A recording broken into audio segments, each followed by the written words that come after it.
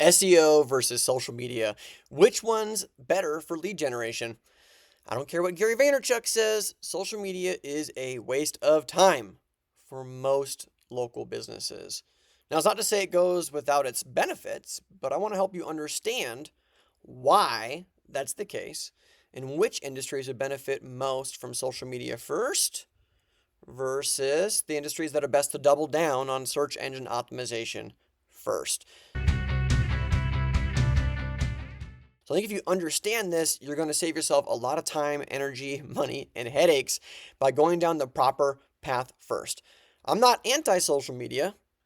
I'm just a pragmatist who knows that for a lot of local businesses, it is a colossal waste of time if you're not doing it the right way or you don't understand how it fits into your overall marketing mix. So we're going to start with some principles first.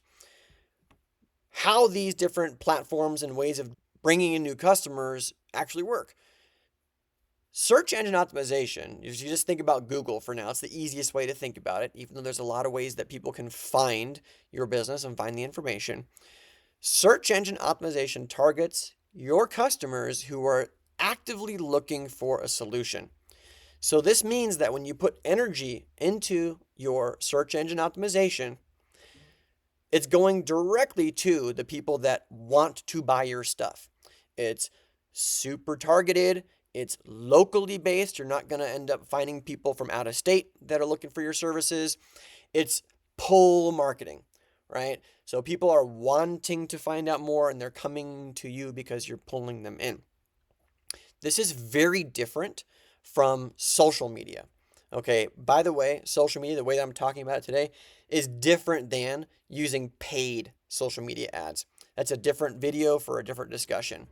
But gone are the days of just posting a bunch of content, hoping that people see it, and then they're going to just ring you up for services or come into your establishment. It doesn't work like that anymore, except for certain industries.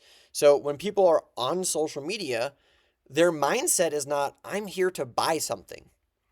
It's just not. Unlike search engines, people are on there to buy something. They're looking up information with the intent to buy. Now, with social media, when you put stuff up, it's not bound by a geography, so anybody can see it. And on the negative side of that is like you're spending effort marketing to people that will never be able to buy your stuff. It's also push marketing. So even if you do think about running some ads, you are putting it in people's faces the same way that you get ads from your streaming service or even YouTube. It's like, boom, it's interrupting your time. It's annoying. And even if it is effective, do you really want your business to be the one that's annoying? I don't think so, right? So let's talk about some examples here for where SEO makes the most sense for a business to start with versus social media. I got two great examples of both. And I think if you see yourself in these shoes, you'll understand where you should start first and then what you should add in later. Again, I'm a pragmatist. I'm not against any of these two channels. I just know that your marketing dollars have to go as far as possible, and you can't be wasting time and money on the wrong things just because Gary Vaynerchuk said you should. All right? There's a lot of context that you're missing when it comes to the statements and things that he's making. So let's back this up. Let's think about a local business like a plumbing company. This is the perfect match for search engine optimization because people are looking for who can fix my leaky pipe, who can replace my toilet, who can fix the shower, all these different things. They're not going on social media to search for these things. They might ask for a recommendation, but that's different, okay? Now, that same plumbing company, let's say they decide, you know what, we're not going to do that. We're going to focus on social media. Well, honestly, who gives a crap about a plumbing company, right? Are they going to post videos of how to fix your toilet and do this and that? Like, it's going to be super uninteresting if all they're doing is talking about plumbing. So they have to get really creative in order to come up with stuff that would be interesting. And even if they do that, it's not going to generate leads the same way. It's going to be more brand focused, okay? Social media is a great branding tool. It might be the way to brand your business today in a way that we've never had access to before. But branding doesn't make your phone ring for a long time, right? You get in front of somebody for 6 to 9 months, and then suddenly then the leak happens and they call the plumbing company that's been in their social media every other day. Do you really want to wait if you're that plumbing company for that phone to ring? Do you really want to spend all that effort when you don't know when they're going to finally call? Let's flip it, okay? Let's think about a salon with hairdressers. So you're looking for salon services or you're looking for a barber. What are you going to do? You might go online on a place like Google or Yelp and search for some companies. You might do that. But more than likely, you're going to take some recommendations from friends.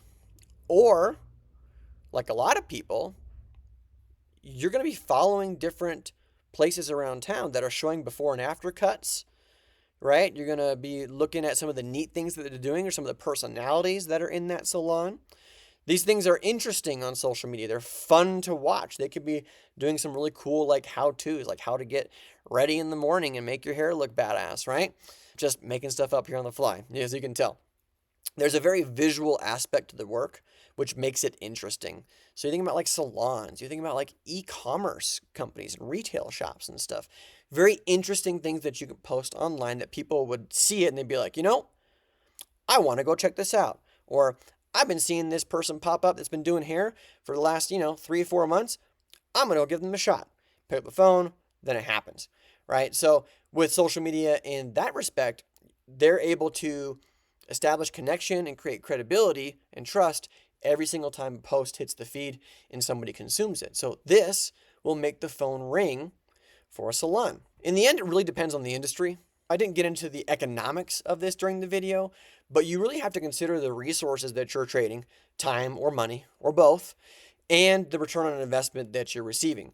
So I think part of it, again, and not covering it in this video, is tracking the results of what you're generating. It's really easy to do that with your website and search engines. It's more difficult to track that result through social media because it easily measures things like visibility, engagement, link clicks, but it's not really designed to measure all the conversion on the back end. You have to set that up in different ways. I digress. You only have so many resources to put towards marketing. So in my opinion, it's always a good idea to start with the sure bet. Start with something that you know will work based off the examples that I shared here. Does pull marketing make sense for you? Right? Is it best when somebody knows what the problem is, they go online to search it and you're there? Boom, it's done. If you're in an industry where there's like a bit of education or some trust that needs to be created, social media might be a better way. If there's impulsivity, like I talked about with e-commerce, social media is a really great way to get those impulse buyers and people to come into your shop and make those purchases. So it depends, but it is a game of resource management. How far can you get your dollars to stretch? Which one is the best place? If you're in the home service industries like roofing, plumbing, restoration, locksmithing, electricians, your competition is investing thousands of dollars a month into their SEO to stay competitive and stay at the top of search results because they know it works. They're in their masterminds. Everybody's talking about it. It's not like they don't know what it is. It's tried and true. It's always going to work. Even when the technology changes, people are still going to look up and find recommendations through some type of search engine. Right now it's Google. It's quickly evolving. So they're investing all this money to be at the top of a search result, to be the number one recommendation. In other words, they didn't just magically appear at the top of a search result in a major metropolitan area. Here at Digital Harvest, we happen to be specialists at search engine optimization. So if you're in one of those industries, one of those that just absolutely needs this, reach out to us. There's a description below this video, some links to get onto our calendar, to visit the website, fill out a contact form, get on our schedule, and we'll chat with you about the different ways that we can engage your business and help you get more leads, generate more traction in your local area, and skip all the fluffy stuff that you don't need. What you need is to put marketing dollars in and to get more revenue out on the other side. It's as simple as that. So click the link below this video. You can check out the rest of our blog posts and stuff, but you can also book a call with one of our strategists to help you take your business to the next level. So with that, I appreciate you for watching my video. Bye for now. Thanks so much for watching today's video. If you like this video, you'll probably like the rest of them on our YouTube channel. Go ahead and check them out, subscribe for more, and we'll catch you on the next video. Bye for now.